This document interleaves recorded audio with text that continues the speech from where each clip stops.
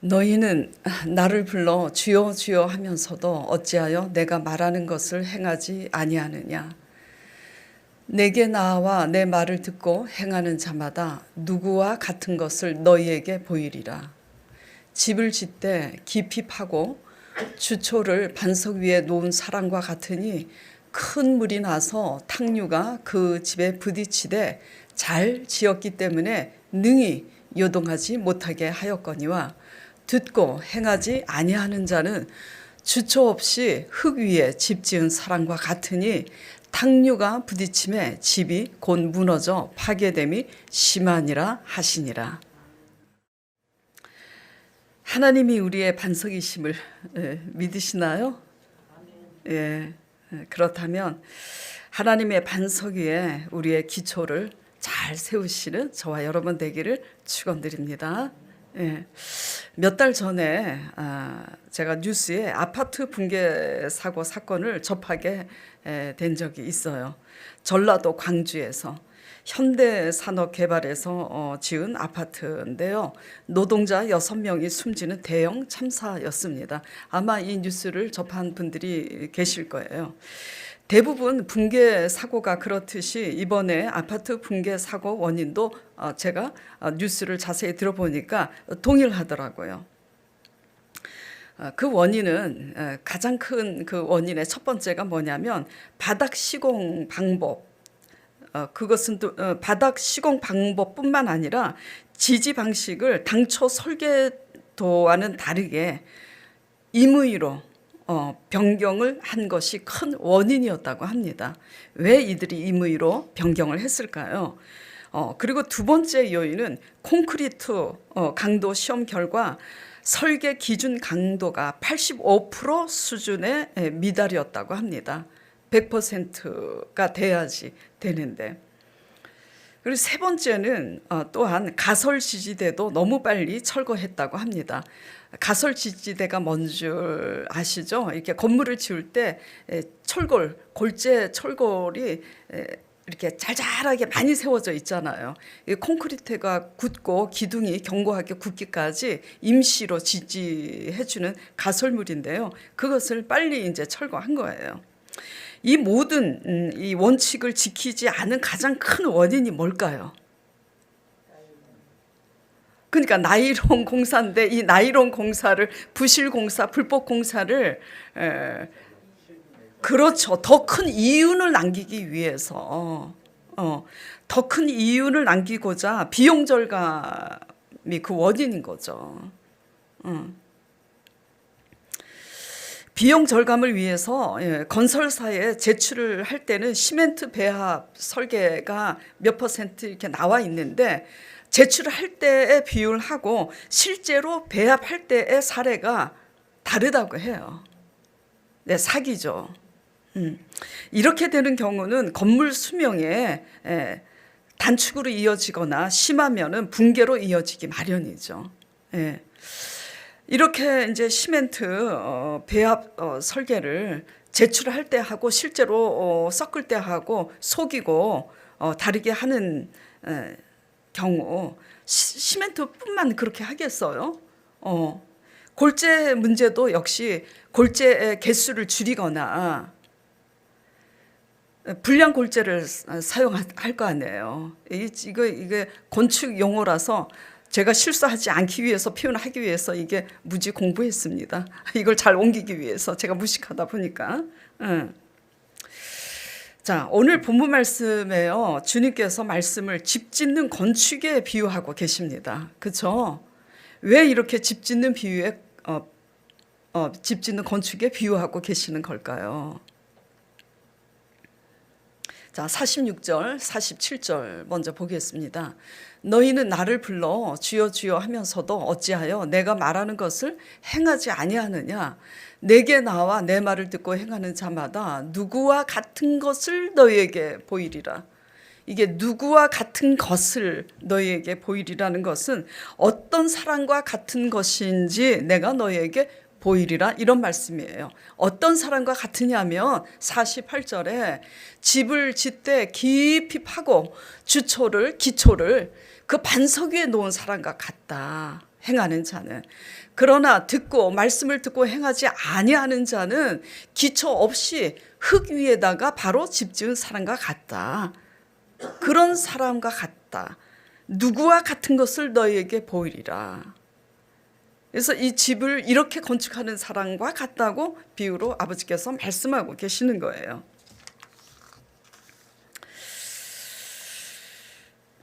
자, 말씀을 듣고 행하는 자는 땅을 깊이 파고 바위 위에 기초를 놓는 사람과 같다고 하잖아요. 그렇게 집 지을 때는 비바람이 치고 탕류가 부딪힐 때 어떻게 돼요? 잘 지었기 때문에 능히 요동치 못하게 하였거니와. 무너지지 않는다라는 얘기죠. 예. 집을 짓 때 하나님 말씀 위에 반석 위에 잘 지은 자는 환란이 닥칠 때 능히 무너지지 않는다라는 얘기입니다. 그러나 하나님 말씀의 반석 위에 기초를 세우지 않는 신앙은 환란이 닥칠 때 속수무책인 거죠. 이 말씀인 겁니다. 그런데요, 집을 짓 때 땅을 깊이 파고라고 했어요. 땅을 깊이 파야지 돼요. 건물을 높이 세우려 할수록 그 건물 높이만큼 땅을 깊이 파야 튼튼하게 세울 수가 있어요. 또 건물을 제대로 지으려면 원칙대로 차근차근히 오래 지어야 튼튼한 건축물로 세워질 수 있잖아요. 이것이 의미하는 바가 뭘까요? 깊이 파는 거. 땅을 깊이 파기 위해서는 시간도 걸리고 수고도 따르잖아요. 근데 사람들은요, 저도 그렇고 여러분도 그렇고요, 솔직히 누구나 다 시간 걸리는 거 싫어합니다. 수고 많이 하는 거 싫어해요. 빨리빨리. 한국 사람의 특징이 빨리빨리래잖아요. 그래서 넓은 문은 길이 넓고 편안하기 때문에 쉽게 갈 수 있잖아요. 쉽게 빨리 갈 수 있으니까 사람들이 넓은 문으로 많이 가요. 좁은 문은 그 길이 좁고 협착해서 찾는 이가 적다고 그럽니다. 근데 이 좁은 문, 넓은 문의 이 비유는요, 신앙에 살아가는 삶의 모습하고 동일하게 적용이 되는 거죠. 비용 절감을 해서 턱없이 무리수를 둬서 더 많은 이윤을 남기기 위한 욕심으로 이렇게 불법으로 날림 공사를 하게 될 때 당장은 좋을지 몰라도 건물 그 수명이 단축되는 것뿐만 아니라 무너져서 인명피해도 나잖아요. 그래서 요즘 현대산업이 어떻게 되나 궁금해서 제가 알아보니까 아예 이제 이 인부들이 몇 명 이상 이제 죽게 되면 여태까지는 그런 법이 없었는데 회사 명도 이렇게 내놓고 건축을 하지 못하도록, 이걸 뭐 유식한 말로 뭐라고 했는지 또 잊어버렸어요. 그런 이제 새로운 법을 지금 세우려고 한다고 정부에서 그렇게 하고 있더라고요. 자, 이것이 신앙에서 의미하는 바는 뭐냐면 날마다 신실하게 끊임없이 그리고 변함없이 말씀을 듣고 행함으로 순종으로 다져져야 함을 지금 교훈하고 있는 말씀입니다. 그러니까 순종이 말씀을 듣고 행하는 이 행함이 일회성이 아니라는 얘기예요. 일회성이. 그래서 꾸준히 변함없이 날마다 신실하게 지어져 가야 그 집이 튼튼하게 세워진다. 그런 말씀인데, 그런데 우리가 말씀대로 행하지 못하는 이유가 뭘까요? 말씀은 눈에 보이지가 않잖아요. 첫째는 우리가 믿지 못하기 때문입니다. 하나님의 말씀을. 불신앙 때문이에요. 눈에 보이지 않으니까. 근데 가장 귀하고 소중한 것은 눈에 보이지 않습니다. 그리고 두 번째는 이 말씀대로 우리가 행하지 못하는 그 이유가 뭐냐면, 첫 번째는 뭐라고요? 믿지 못하는 불신앙 때문이고, 둘째는 언제 될지 모르기 때문이에요. 시간이 걸리기 때문에. 즉 우리의 조바심 때문이죠. 저도요, 행하지 못할 때 내가 왜 믿음이 있는데, 분명히 내가 믿음이 있는데 왜 이렇게 말씀대로 행하지 못하고 있을까? 나 자신을 들여다보면요, 이게 언제 될까? 이것 때문에 제가 순종하다가 하지 않더라고요. 보니까 언제 될까? 이것 때문에. 그래서 믿음이 있음에도 불구하고 언제 될까? 이것 때문에 제가 순종하다가 포기하는 이런 이제 사례를 보면서 제가 다시 정신을 차려요. 뭐라고 정신을 차리냐면, 언제 되든 안 되든 이스라엘의 회복이 이때니까? 라고 제자들이 물을 때 예수님께서 뭐라고 대답하시죠? 네, 때와 기한은 너희 알 바 아니라고. 때를 얻든지 못 얻든지 너희가 성령의 권능을 받고 하나님 나라를 증거하라고. 그래서 그 때가 언제 되든 안 되든 그것을 목적으로 자꾸 삼지 말고 순종 자체를 목적으로 삼자 하고 제가 다짐하고 일어날 때가 여러 번 있어요. 하물며 여러분이겠습니까? 믿음이 있어도 언제 될지 모르기 때문에 우리가 가다가 포기하게 되고 중도에 멈추게 되고 그러는 줄 압니다. 그래서요, 믿음의 정상은 인내입니다. 인내예요. 인내하지 않고 이루어지는 것은 단 하나도 없어요. 예. 하나님의 말씀을 믿음으로 인내하시길 바랍니다. 하나님의 말씀이 곧 하나님이세요. 말씀으로 천지를 지으셨잖아요. 그 말씀에 생명이 있음을 믿으시길 바랍니다. 그 말씀이 우리의 길이 되심을 믿으시길 바랍니다. 하나님은 반드시 우리에게 하신 말씀대로 반드시 이행하시는 분이세요. 다만 인자가 올 때 내가 너희 믿음을 보겠느냐? 온전한 믿음만큼 온전한 인내를 이루더라고요. 저도 믿음이 있습니다. 그래서 믿음의 간증거리가 많잖아요. 믿음이 있음에도 제가 온전한 인내를 이루지 못하는 것을 보게 되는데요. 그러면서 점점 저 자신을 보게 되고, 믿음이 있노라 하는데도 내가 이렇게 온전히 서지 못하는구나. 회개하고 다시 일어서게 되는데요. 온전한 인내 속에서 우리의 믿음이 더욱더 온전해지는 줄 믿으시길 바랍니다. 우리의 지혜나 우리의 생각보다 우리의 생각에 미련해 보이는 하나님의 말씀에 생명과 부귀와 영화와 존귀한 비밀이 있음을 믿으시길 바라요. 이해가 안 가면요, 미련하게 보입니다. 하나님의 말씀이. 자, 어린아이들이 위험한 곳에서 놀고 있을 때 부모들은 위험하기 때문에 소리쳐서 아이를 부릅니다. 이쪽으로 오라고. 민혁아, 일로 와. 준기야, 이쪽으로 와. 거기서 놀면 안 돼. 부모가 왜 부르는 거죠? 부모는 알고 있어요. 부모는 거기서 놀면 위험하다는 걸. 근데 자식은 알 수가 있습니까? 자식은 몰라요. 눈앞에 장난감만 보는 거죠. 이해가 안 가도 엄마 아빠가 위험하다고 경고하는 말씀에 말을 들으면 사는 역사가 있는 줄 믿습니다. 그래서 우리의 지혜나 생각으로 집을 짓지 마시고 하나님 말씀으로 집을 짓기를 간절히 축원드립니다.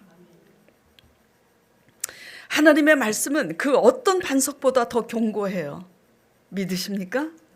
예. 하나님의 말씀은 그 어떤 반석보다 더 존귀합니다. 하나님의 미련하심이 우리의 지혜보다 낫고요. 하나님의 약한 것이 우리의 강함보다 낫다고 고린도전서 1장 25절에 사도 바울 선생님께서 말씀하셨잖아요. 하나님 말씀 안에서 믿음으로 인내하시길 바랍니다. 하나님의 말씀 안에서 순종으로 인내하시길 바랍니다. 네. 이게요, 가장 힘든 게요, 인내입니다. 인내 해본 사람만이 알아요. 인내 안 해본 사람은 몰라요. 인내 해본 사람만이 입에서 단내가 나고 피가 삭습니다. 요번에 우리 교회 이제 집사님이 인내하다가 도저히 못 인내를 하고 이제 어떤 일을 이제 시행하게 됐는데, 제가 그랬어요. 진짜로, 진심으로. 집사님이 얼마나 힘들게 집사님으로서는 최선을 다해서 버티고 기다렸는지 하나님이 아실 겁니다. 책망하지 않았어요. 왜?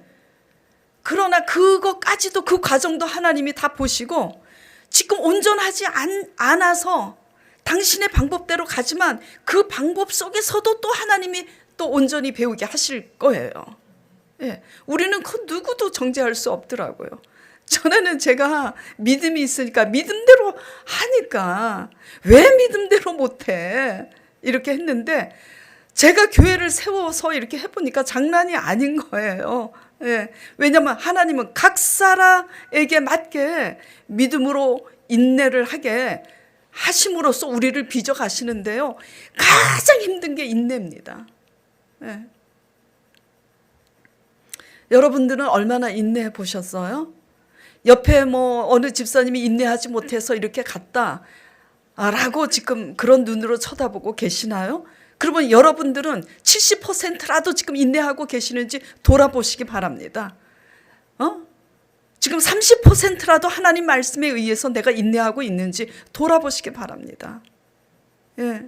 아브라함도 인내하다가 누구를 취합니까? 첩을 취하잖아요, 하갈을. 예. 우리는 다 그래요. 그 어떤 것도 인내 없이 이루어지는 건 없어요. 인내 없이 이루어지는 것은요, 쉽게 무너진다는 거 아시기 바랍니다. 토끼와 거북이 교훈, 이솝우화, 그 교훈 잘 아시죠? 그 교훈이 주는 의미가 뭐죠? 이 느림보 거북이, 느리기 때문에 자신이 느리다는 걸 알아요. 그러니까 거북이가 목도 짧고 다리도 짧아.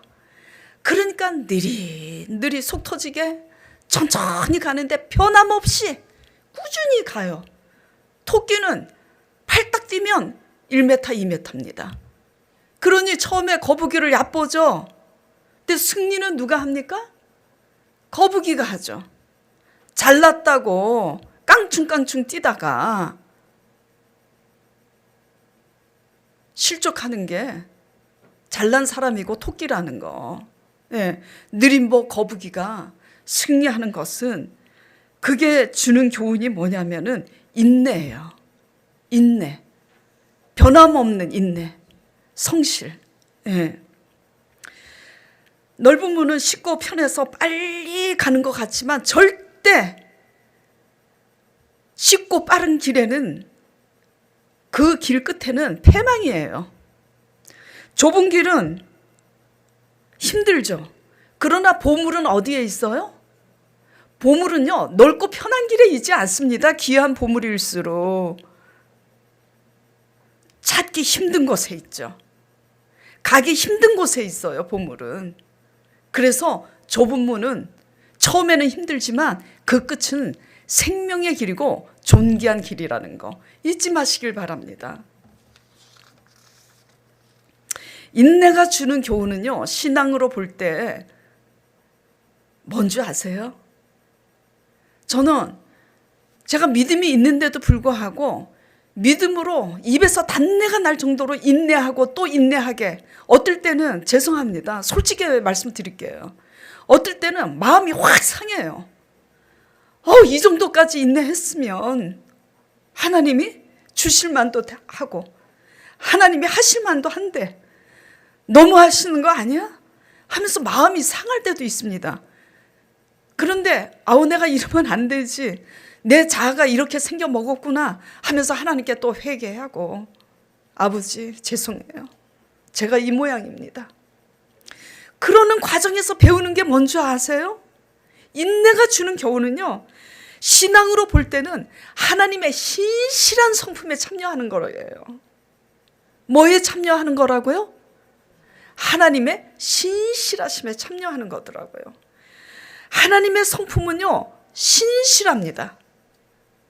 하나님의 성품은 신실하세요. 무슨 말이냐면은, 인내는요, 신실한 성품의 소유자만 인내가 가능하더라고요.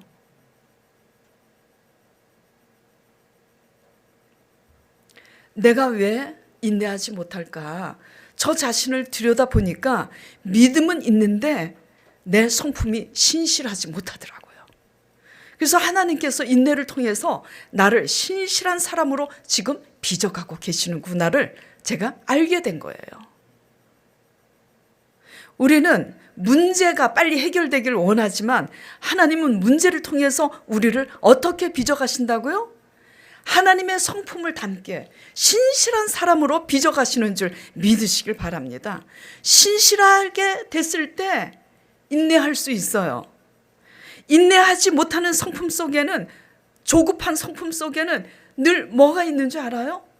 우리의 욕심과 교만이 있더라고요. 그렇기 때문에 신실하지 못한 거예요. 우리의 제 성품, 우리의 못난 자아는요, 늘 신실하지 못하게 합니다. 그래서 인내 속에서는 우리의 신실하지 못하게 하는 우리의 욕심과 교만이 깨워지더라고요.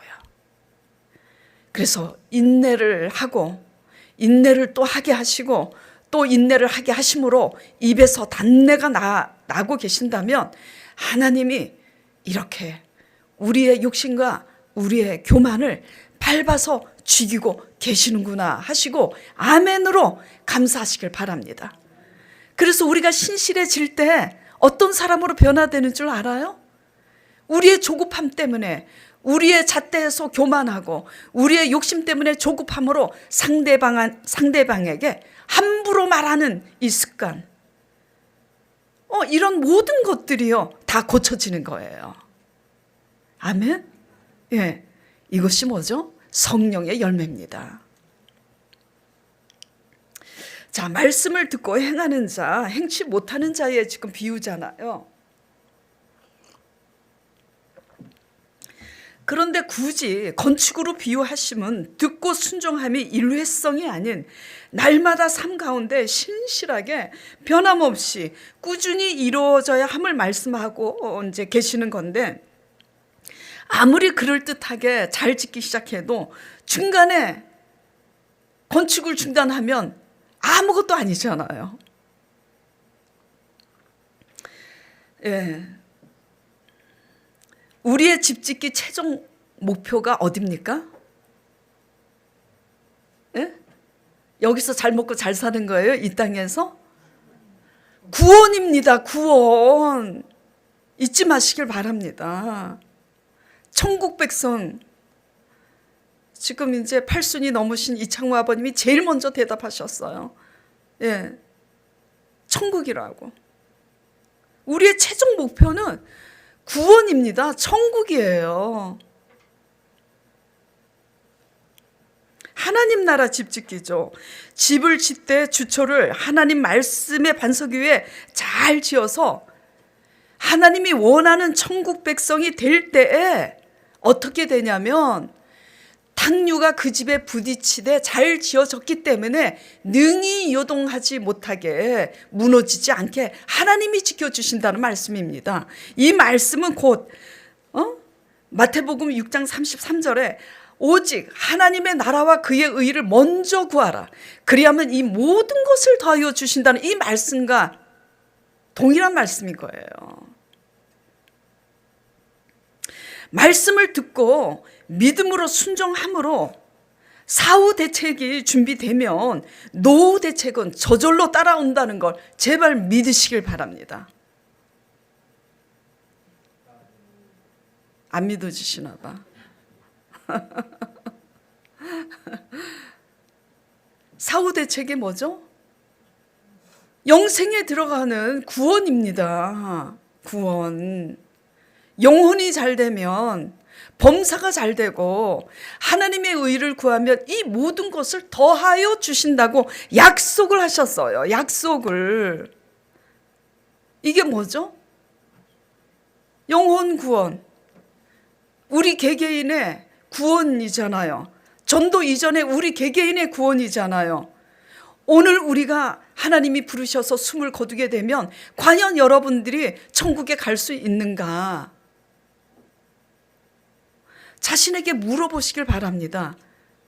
그 대답은요, 이렇게 대답하면 돼요. 믿음으로, 순종으로 사후 대책이 하나님 보시기에 돼 있는 사람은 노후 대책에 대해서 염려하지 않음으로 나타나는 겁니다. 무엇을 먹을까 마실까? 믿음으로 사후 대책이 준비되어 있지 않으니까 노후 대책도 염려를 하고 있는 거예요. 무슨 말씀인지 아시겠어요? 그래서 한 달 전인가 3주 전인가 설교했었죠. 어떻게 다시 살아나느냐고 물으신다면 눈물의 씨앗이라고 말하겠어요 하면서 제가 그날 설교를 했잖아요. 예. 아버지 말씀이 이해가 안 가고 그래서 힘들어서 눈에 눈물이 날지라도 아버지 말씀을 굳게 붙잡고 가는 거. 그럴 때 하나님께서 우리의 반석이 되어주시는 거죠. 찬송을 할 때는 나의 힘이 되신 여호와여, 나의 반석이시오 요새시오 찬송을 불렀지만 성전문을 닫고 나가면 나의 반석 되신 하나님을 믿지 못해서 내가 세상을 의지하고 내 세상 사람과 똑같은 사고와 방식으로 사는데 하나님께서 어떻게 우리의 삶을 대신 살아주시며 어떻게 우리의 노후 대책에 아버지께서 보장이 되어주시겠어요. 뭐가 준비되면 노후 대책이 저절로 따라온다고요? 사후 대책. 예. 내가 죽어서 천국에 갈 수 있느냐라는 믿음이 지금 있다면 노후 대책에 대한 염려도 하지 않습니다. 이건 리꼬르예요. 믿음과 순종의 차이가 뭐냐고 물으신다면 리꼬르예요. 믿음이 있으면 순종할 수 있죠. 그것처럼 사후 대책이 믿음으로 준비된 사람은 노후 대책도 믿음으로 하나님께 맡기기 때문에 염려하지 않습니다. 예. 신명기 28장 1절에서 3절 하나님께서 하신 말씀이에요. 읽어보겠습니다.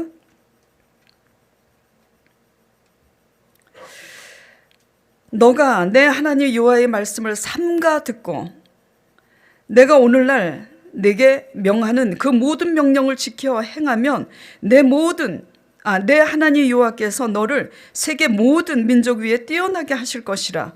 너가 내 하나님 여호와의 말씀을 순종하면 이 모든 복이 너에게 임하며 너에게 미치리니 성읍에서도 복을 받고 들에서도 복을 받을 것이라고. 나가도 복을 받고 들어가도 복을 받는다고 아버지께서 말씀하신 거예요.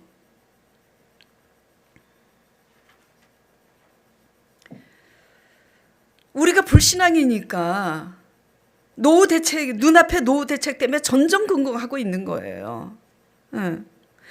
자, 누가 그랬는지 이제 기억이 안 나는데요. 그건 누가 그랬는지 그건 중요한 것이 아니고요. 이런 얘기를 누가 했었어요. 제게 목사님 설교하실 때 유튜브로 설교가 나가는데 누가 들으면 우리 교회 맨 그 수급자하고 저 교회는 그냥 가난한 수급자뿐인가? 그렇게 이제 여길지 모르니까 하지 마세요 그러더라고.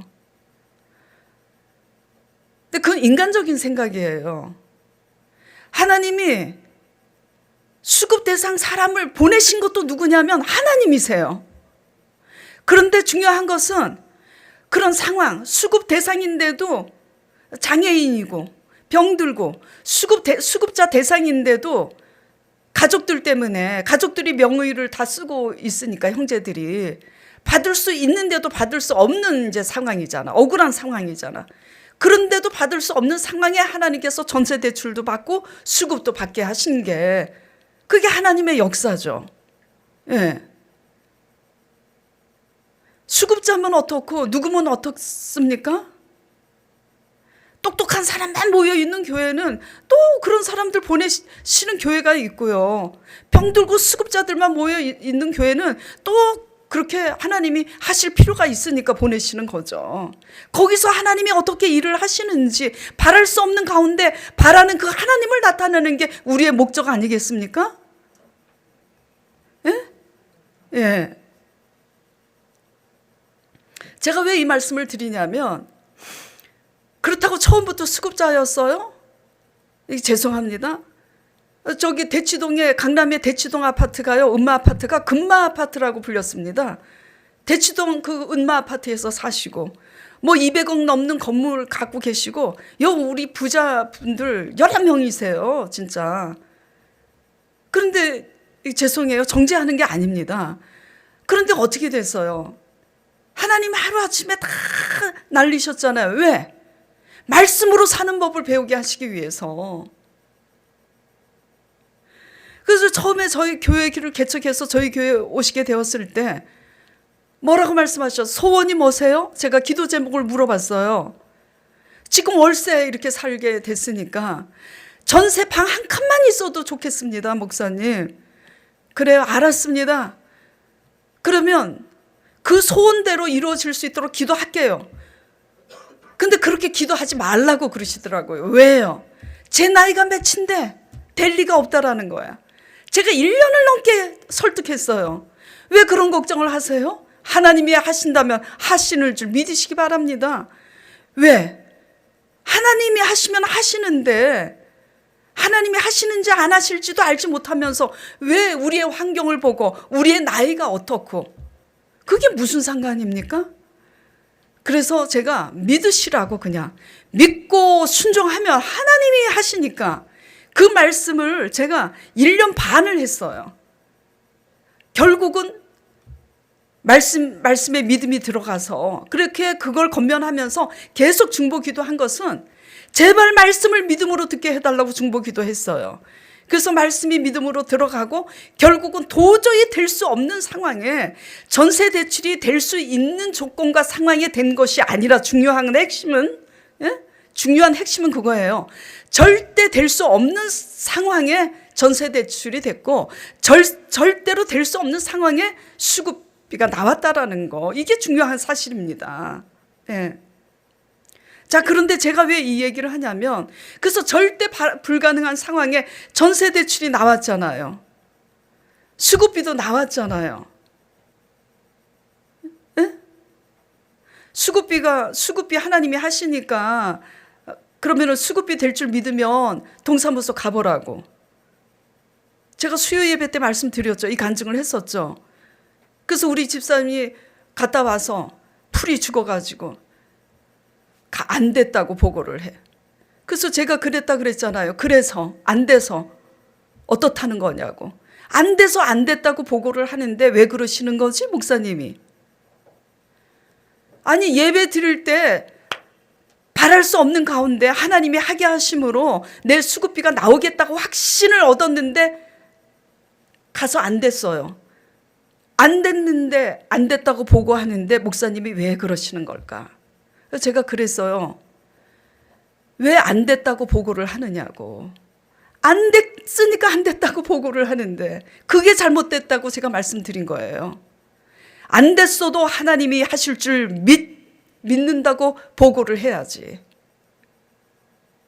그래서 응답을 받아도요, 중요한 것은 응답을 받는 게 중요한 게 아니라 응답을 말씀이나 확신으로 받았을 때 우리가 어떻게 선포할 수 있느냐, 이게 더 중요한 겁니다. 예. 그래서 제가 뭐라 그랬어요? 다시 가라고 하나님이 하실 때까지. 하나님은 반드시 확신을 주신 분도 성령님이시니까 그 성령께서 우리가 믿을 때는 그 믿음대로 반드시 하실 테니 될 때까지 가라고 그랬어요. 다시 가서 됐어요? 안 됐어요? 됐잖아요. 어떻게 되게 하셨어요? 담당자가 바뀌었잖아요. 아멘. 자, 근데 제가 왜 이 간증을 하냐면 그래서 될 수 없는 상황에 수급비가 되고 전세방이 됐어요. 자, 소원이 이루어졌습니까? 안 이루어졌어요? 전세방 된 분이 한 분이십니까? 아니잖아요. 근데 이제 문제는 이제 전세방이 되고 나서 또 문제야. 이제 뭘 걱정을 하죠? 노후 대책. 지금 제가 무슨 말씀 드리려고 이 실예를 들고 있는지 알아들으시길 바랍니다. 예. 공간복음 마태, 마가, 누가, 요한복음에 보면 예수님께서 병을 고칩니다. 문둥병자도 고치고요. 소경도 고치고요. 다 고쳐요. 병 고치는 걸 보고도 믿느냐고요. 못 믿지. 이스라엘 유대인들이. 바랄 수 없는 가운데 전세대출을 하나님이 받게 해주셔서 그 소원을 들어주셨는데도 노후 대책에 대해서 전전긍긍하는 이 모습이 불신앙 아니고 무엇이겠습니까? 이게 사후대책, 내가 오늘 죽어도 천국 가는 이 사후대책, 믿음으로 구원받는 사후대책이 된 거냐고 제가 지금 질문을 하고 있는 거예요. 구원은 무엇으로 받죠? 구원은 무엇으로 받습니까? 믿음으로 받는 겁니다. 믿음으로 받는 거예요. 전세대출을 믿음으로 받으셨다면 믿음으로 반응하시길 바랍니다. 그래서 사후대책은요, 믿음으로 받는 거고요. 사후 대책, 천국 백성이 믿음으로 진짜 된 사람은요, 무엇을 먹을까 마실까에 대해서 전전긍긍하지 않는 현상이 자연스러운 현상인 거예요. 이게 안 된다면 여러분들은 불신앙 가운데 있는 거예요. 자, 그래서 천국 백성이 됐어요. 사후 대책에 대한 그 믿음과 순종의 사람이 된 사람은 무엇을 전전긍긍하는 줄 아세요? 노후 대책을 전전긍긍하는 게 아니라 구원받지 못한 내 자식의 구원, 내 배우자의 구원을 놓고 전전긍긍하게 돼 있습니다. 예, 믿음이 없으니까 맨날 먹고 사는 것에서만 전전긍긍하는 거지.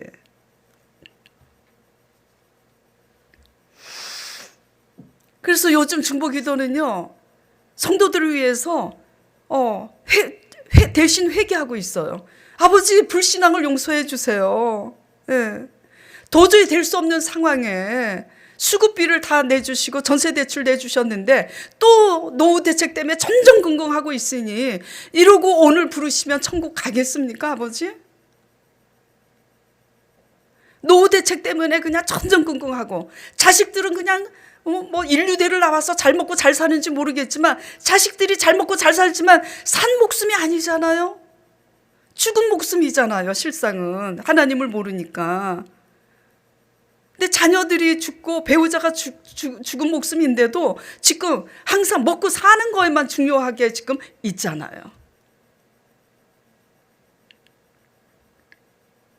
그래서 마태복음 6장 25절에 주님께서 이렇게 말씀하고 계시는 겁니다. 예, 목숨이 음식보다 더 중하지 아니하냐. 그러므로 너희는 무엇을 먹을까 마실까 염려하지 말라고. 다른 거 회개하지 마시고요. 내가 얼마나 하나님의 기적을 내가 경험했는데 우리의 믿음 없음을, 우리의 불신앙을 인식하고 하나님 앞에 회개하시길 바랍니다. 영원한 것에 소망을 두고 오늘 현재 하나님의 말씀을 듣고 믿음으로 순종하는 삶을 살아내기 위해 힘쓰고 애쓰는 저와 여러분 되길 간절히 축원드립니다. 말씀을 듣고 행하지 못하는 자는 기초가 없이, 29절에 듣고 행하지 아니하는 자는 기초가 없이 어디에 집 지은 사람과 같다고요? 그냥 모래 위에, 흙 위에 집 지은 사람과 같으니 어떻게 되겠어요? 처음에는 멀쩡해 보이지만 비바람이 몰아치면 그 집은 쉽게 무너지니 그 무너짐이 심히 큰 거예요. 그 곧 무너져 파괴됨이 심하니라. 심하니라. 과정이 없는 결과는 없습니다. 인내가 없이 되어지는 건 아무것도 없어요. 우리의 흥망성쇠, 흥하고 망하는 것은요, 우리의 수고와 지혜에 있지 않습니다. 하나님 말씀의 기초를 세우고 집을 짓느냐의 여부에 있다는 것을 명심하시길 바랍니다.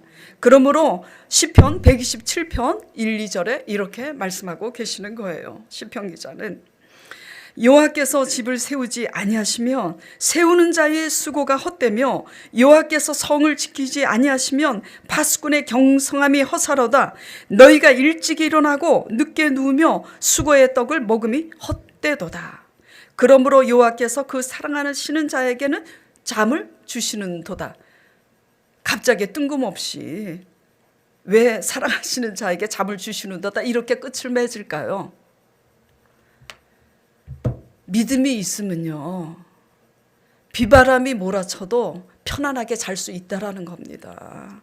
믿음이 없으니까 잠을 못 자고 뒤척이는 거죠. 믿음이 없으니까.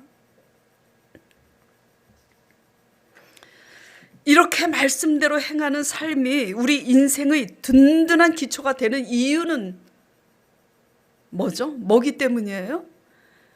구원이 오직 하나님께로 나기 때문이죠. 구원이. 그리고 하나님의 말씀이, 이 말씀이 곧 하나님이시기 때문에 우리가 말씀대로 행하는 삶이 우리 인생의 든든한 기초가 되는 거예요. 우리의 지혜나 우리의 생각에 있는 게 아닙니다. 우리 지혜와 생각을 가지고 열심히 살아야 되지만 우리의 지혜와 생각으로 열심히 산 것을 하나님이 무너뜨리시는 이유는 그것이 하나님의 말씀의 기초 위에 우리가 세우지 않기 때문이죠. 우리가 말씀에 순종해서 믿음과 순종으로 살 때는 우리의 지혜와 상식과 생각까지도 하나님이 더 넘치게 그걸 사용해서 쓰세요. 유용하게. 그런데 하나님 말씀에 짓지 않을 때는 우리의 지혜와 생각까지 다 허사가 된다, 이런 얘기죠. 하나님만이 우리의 영원한 반석이심을 믿으시기 바랍니다. 잊지 마시길 바랍니다. 영원한 것에 소망을 두시길 바랍니다. 눈앞에 육적인 것에 관심을 갖지 말고 영원한 하나님 나라에 영혼 구원에 관심을 가지고 영의 양식 하나님의 말씀에 관심을 갖기를 간절히 축원드립니다. 말씀을 주야로 묵상하시길 바랍니다. 예, 삼시세끼 밥만 드시지 마시고요. 예, 무엇을 먹는 게 맛있을까? 맛있는 거 먹기 위해서는 그냥 1시간 자가용을 가지고도 그냥 두루 찾아다니는데 5분 말씀 읽냐고요. 우리의 수고가 헛되지 않기 위해서는 우리의 지혜와 생각을 버리고 하나님 말씀 위에 기초를 세워야 하는 겁니다. 예. 자, 아브라함 예를 볼까요? 우리의 선진 아브라함. 아브라함은 불임 부부잖아요. 그는 부자였지만 불임 부부였기 때문에 기업을 물을 자식이 없었어요. 그거보다 낙이 없는 경우가 없어요. 부자면 뭐 합니까? 그 모든 것을 기업을 물려줄 자식이 없는데 무슨 소망으로 살아요? 그런 아브라함이 하나님의 부르심을 입어 갈 바를 알지 못하나 하나님의 말씀을 쫓아간 결과 그는 하나님의 말씀에 의지해서 누구보다도 이쁘고 정말 순종의 사람 아들 이삭을 얻게 됐잖아요. 믿으시길 바랍니다. 예, 이게 실제 이스라엘의 역사죠. 그다음에 아브라함의 영향 아래서 태어난 그 아들 이삭은요, 순종 잘하는 대표 인물이잖아요. 예, 순종 잘하는 대표 인물이에요. 그렇기 때문에 이상하게 그가 판 우물마다 우물이 터져요. 그래서 누가 파느냐에 따라서 다른 겁니다. 장소가 문제가 아니라 들어가도 복을 받고 나가도 복을 받고. 근데 블레셋 사람들이 시기가 나서 너희가 이쪽으로 와서 사는 이방인인데 어쭈구리 너희가 내 땅을 파서 우물을 길고 살아? 뺐잖아요. 근데 이삭이 다투지 않고 또 파요. 그렇게 하기를 여러 번 합니다. 블레셋 사람들이 시기로 자꾸 뺐으니까. 근데도 끝까지 다투지 않고 이삭이 파는데 이삭이 파는 우물마다 물이 나오더라고. 기록이 돼 있잖아요. 그 여부가 어디에 있는 거죠? 하나님 말씀 위에 순종하니까. 그다음에 또 야곱, 성격이 다 다르잖아요. 야곱은요 얍삽합니다. 그래서 늘 계산에 빠르고 꾀가 많아요. 그래서 자기 꾀에 자기가 이제 넘어가서 결국 도망갈 수밖에 없는 신세가 됩니다. 그런데도 불구하고 하나님께서 그를 사랑해서 어느 날 하나님의 계시를 주시죠. 근데 그 얍삽한 그 야곱이 믿음이 있어요. 그래서 하나님의 계시를 받고 그 믿음대로 순종한 결과 그가 어떻게 됩니까? 거부가 되잖아요. 알록달록이 양 때문에 거부가 되잖아요. 그 다음에 이제 신약으로 와서 베드로 이야기입니다. 베드로가 어부잖아요. 밤이 맞도록 수고해도 얻은 것이 없을 때 주님께서 하신 말씀에 의지해서 그물을 내리니까 어떻게 됐어요? 그물이 찢어지도록 물고기가 가득 잡혔는데 너무 많이 잡혀서 친구 야고보의 배까지 잠겼더라. 그렇게 기록이 되어 있습니다. 자, 유다 왕 네 번째 왕의 여호사밧 왕 이야기가 나옵니다. 여호사밧 왕이 하나님의 불순종으로 말미암아 대적의 침입으로 큰 위기에 연합군들이 몰려와서 정말 그 연합군들이 보니까 바다에 모래같이 많다 그랬어요. 그런 그 위기에 처했을 때 여호사밧 왕이 회개하고 하나님 언약을 붙잡고 기도를 합니다. 중요한 것은 뭐죠? 첫째는 회개, 그리고 하나님의 약속의 말씀을 붙잡고 기도하는데 하나님이 응답을 받습니다. 어떤 응답을 받죠? 성가대를 조직해서 찬양을 하라고.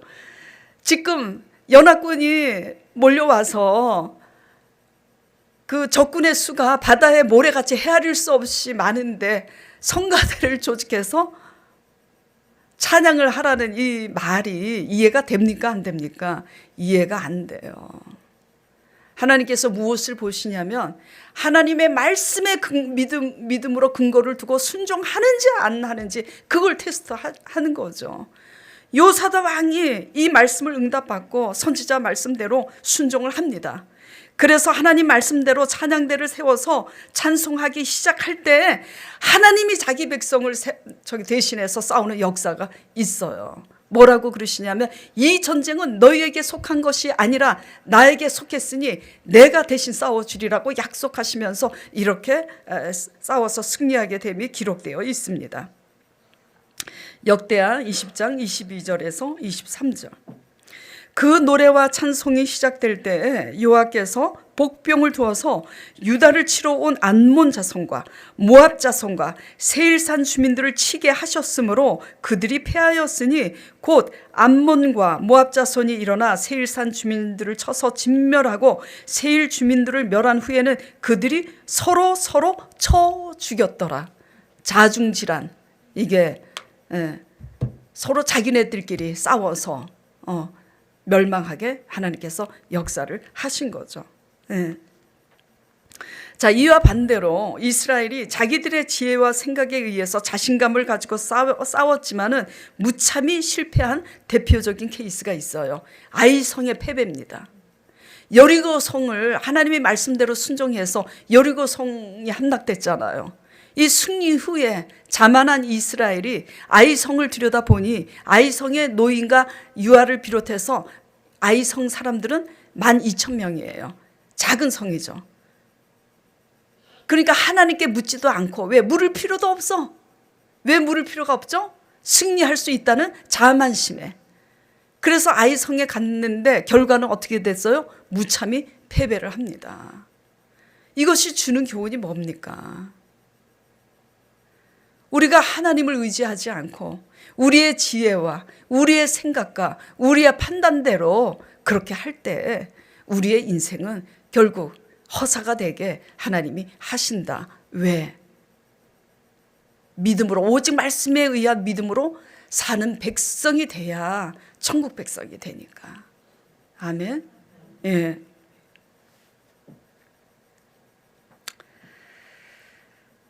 인생의 위기가 닥쳤을 때 당한 시련 앞에서 우리가 무너지느냐 무너지지 않느냐, 오히려 무너진 우리의 삶이 오히려 하나님의 부활의 증거가 될 수 있는 것은요, 하나님 말씀에 기초를 두고 우리가 회개를 하고 믿음과 순종으로 살 때 우리가 당한 환난과 위기가 도리어 증거되는 줄 믿으시기 바랍니다. 예. 그러므로 우리가 무너지느냐 않느냐, 우리가 그 망하느냐 흥하느냐, 이것은 우리의 실력에 있는 것이 아니라 하나님을 믿고 하나님 말씀대로 순종하여 사느냐 아니냐의 여부에 있음을 명심하시고 하나님 말씀 위에 뿌리를 내리고 기초를 세워서 환난 날에 대신 살아주시는 하나님의 은총과 증거가 있기를 간절히 축원드립니다. 자, 기도드리겠습니다. 자, 오늘은 같이 통성으로 기도하죠. 저만 대표 기도하는 게 아니라 반석에 계신 하나님 말씀의 기초 공사를 우리가 잘 세우고 있는지. 얼마 전에 왜 초신자 간증했었죠. 산이 아빠. 직장에서 억울한 일을 당했을 때도 차라리 당하는 것이 낫지 아니하냐. 그 말씀의 기초 공사를 지금 세우고 가고 있는 거죠. 이렇게 끊임없이 우리가 말씀의 기초를 세우고 갈 때 우리의 끝이 어떻게 되는지 하나님이 세워주실 줄 믿습니다.